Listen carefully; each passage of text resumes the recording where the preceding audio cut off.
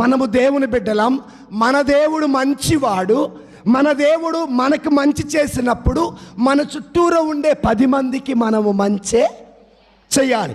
ఈ మంచి చేసే క్రమంలో నవ్వుతారు, ఎగతాళి చేస్తారు, ఏడిపిస్తారు, అవమానపరుస్తారు, నిందలేస్తారు, బురద చల్లుతారు. భయపడమాక. చల్లిన వాడు బురద మరక కడిగివేయడు, వేసిన వాడు నింద తీసేయడు. దేవుడే కడుగుతాడు, దేవుడే ఆ నిందని తీసివేస్తాడు. హల్లెలూయా, హల్లెలూయా. అందుకే మరియా, నీవు భయపడమాక. ఎవరికి భయపడద్దు? నీ భర్త నిన్ను వదిలిపెడతాడని భయపడమాక. వివాహం కాకుండానే గర్భం ధరిస్తే యూదులు రాళ్లతో కొడతారని భయపడమాక. వివాహం కాకుండా గర్భం ధరిస్తే ఊరు